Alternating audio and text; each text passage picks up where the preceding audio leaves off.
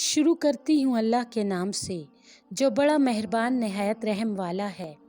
جب آسمان پھٹ جائے گا اور اپنے رب کا حکم بجا لائے گا اور وہ اسی لائق ہے، اور جب زمین کھینچ کر پھیلا دی جائے گی اور وہ اپنے اندر کے خزانے نکال کر باہر پھینک دے گی اور خالی ہو جائے گی اور اپنے رب کے حکم کو بجا لائے گی اور وہ اسی لائق ہے۔ اے انسان، تو اپنے رب کے پاس پہنچنے تک یعنی موت تک خوب محنت کرتا ہے، پھر تجھے اپنے عمل کی جزا سے ملنا ہے۔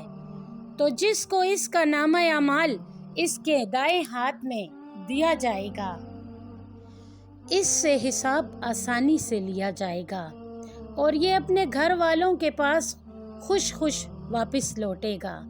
اور جس کو اس کا نامہ اعمال پشت کے پیچھے سے دیا جائے گا تو وہ اپنی موت کو پکارے گا اور وہ دوزخ میں داخل ہو جائے گا۔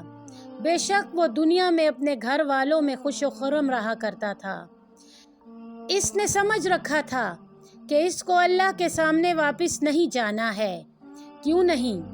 بے شک اس کا رب اس کو دیکھ رہا تھا۔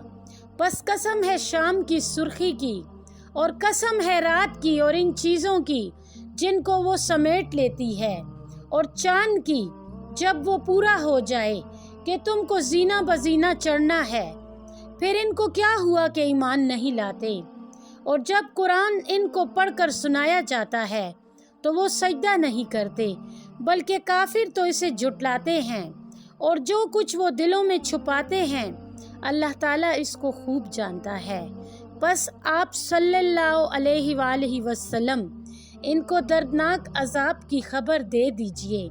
البتہ جو لوگ ایمان لائے ہیں اور نیک عمل کرتے رہے، ان کے لیے ایسا اجر ہے جو کبھی ختم نہ ہوگا۔